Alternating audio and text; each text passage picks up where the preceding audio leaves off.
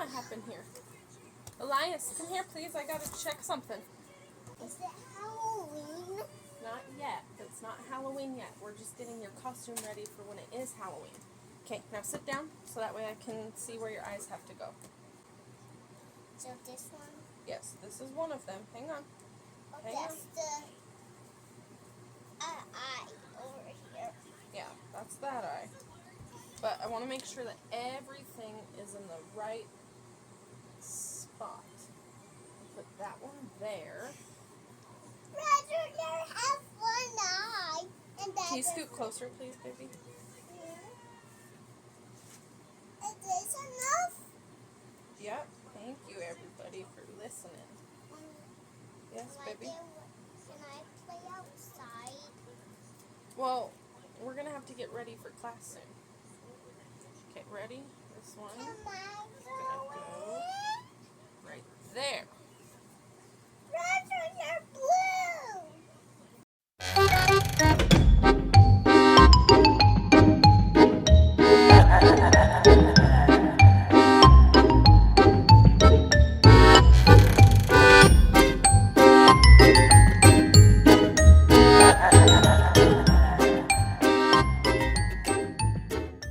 Okay, so I've got my needle.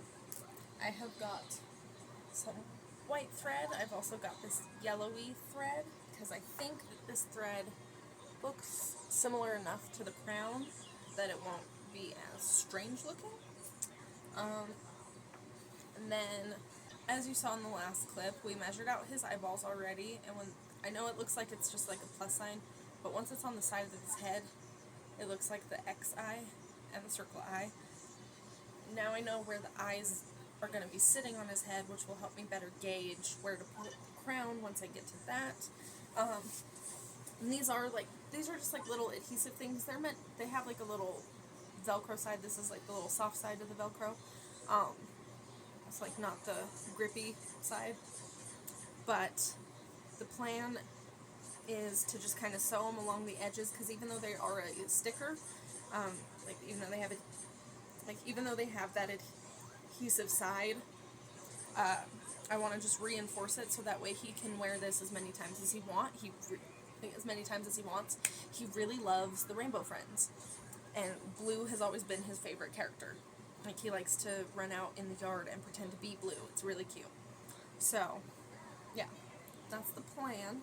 Reinforce these and then sew on the crown, and I'm going to time lapse it, and just kind of voice over with it. You know, I'm already doing such a great job, might as well. But while I'm doing that, I'm going to be watching Overnight in the Haunted Winchester House with Sam and Colby by Garrett Watts. I love Garrett. If you don't love Garrett, you should watch his haunted stuff. It'll make you love Garrett, because Garrett is fantastic. I'm excited. I have no idea who Sam and Colby are, but he came for them in his last video. So I'm excited. Also, it's haunted. And spooky season, Halloween. Yeah. Now we're going to cut to a time lapse. Okay, so I honestly don't really know what to talk about for this. I'm not doing a tutorial. I'm not doing anything wild or crazy. This is just a fun little video sewing together Elias's costume, because this boy is so specific. And of course he would choose to pick a costume that does not come in toddler sizes. So I had to wing it. Also, if you hear water, don't mind me. That'll be explained at the end. But yeah. Very unique costume idea for somebody his age.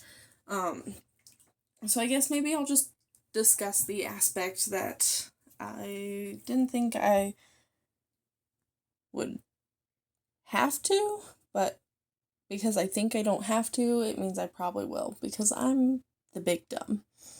Yeah. He is 4 years old. Yes, he knows Rainbow Friends. Yes, he knows Poppy Playtime. He likes scary things.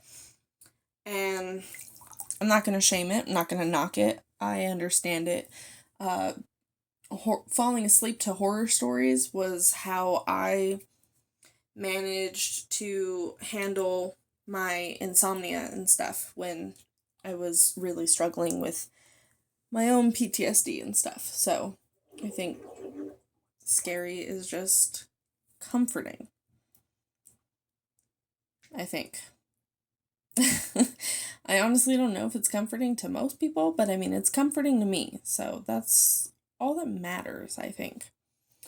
That, like, I get it. And if that's his thing, then he's got a mom that understands it, you know? Like, I think that's all that matters. But yeah, this was a fun little activity. The boys weren't feeling very well, so they spent a lot of time on their tablets playing games, watching videos, watching their cartoons and stuff. But yeah, their stomachs did not agree with them at all during this day, which really was sad. It kind of hit us pretty much as soon as I got started on this. And I was really bummed out because I wanted to take Elias to his martial arts class and stuff like that, and I was going to include the little highlights from that in this video as well, but yeah, out of nowhere, they were both hit with, like, this need to throw up, and it got really ugly really fast. So we ended up spending a very relaxing day, where they relaxed and I stressed after a good chunk of time. You'll see it later on. Okay, so I just wanted to share really quick. I thought this was going to be easier because, like, I only sewed one eyeball so far. One, you can, like, barely tell on the camera that I sewed it. You can tell a little bit more in person. Far away, you can't really tell, so that's fun. So basically, I just did a lot of sewing for no payoff, but, I mean, this eye, it's there. It's on there. I'm going to do this eye next, but I wanted to stop the time lapse before doing this eye because I looked over at the very end to see what the time mark was, because, like, that adhesive is so strong. Like, my needle is caked in it. I have to clean it off real quick. Like, it was getting hard to push it through at the very end. And I look over, and I had sewn this one eyeball for a half hour, 28 minutes and 50 seconds. The time lapse is obviously going to be shorter, thank goodness, because that would have been an awful video to watch. There's somebody slowly dying as they try to sew on an eye for half an hour. But that's crazy. That's crazy that it took that long.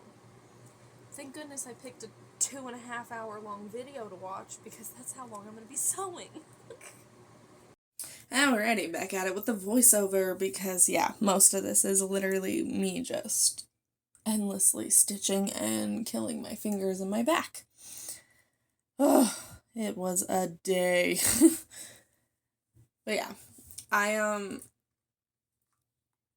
just have to say really quick as, like, a fun side note, the video I was watching, the Garrett Watts video, it's a new video of his. I'll probably link it at the very end, just because I really enjoyed it. By the end of all my sewing, I have 10 minutes left in the video, but I took a break from watching it, just so that way I could edit this and take care of myself. So once I'm done with this voiceover, I'm definitely finishing those last 10 minutes. It's a very good video. Garrett is just amazing no matter what he does anyway. Like, his content is just content I purely enjoy and absolutely love.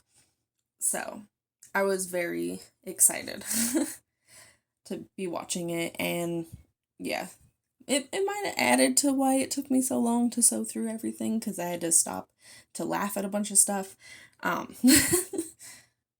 He's very entertaining. If y'all haven't watched him before, I definitely recommend it. Yeah. Ugh.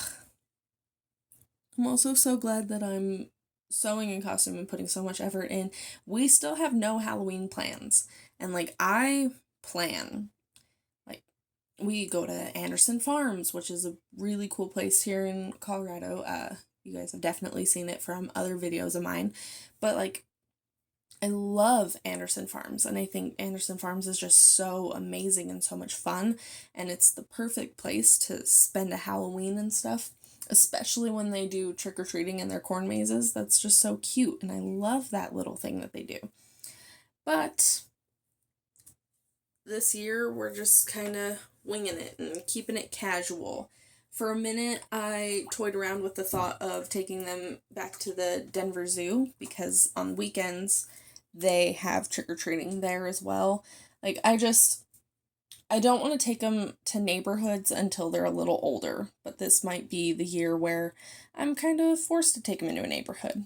I just particularly don't like going into neighborhoods a whole lot. Like, maybe it's just a me thing, but with toddlers specifically, I just feel like neighborhoods, they always start so late, and I don't really want to deal with my overtired children a whole lot. Like, I love them to death. They're amazing kids, but like, yeah, having to sit there and take them house to house to get them candy, and then they want to eat some of that candy, but you get home late.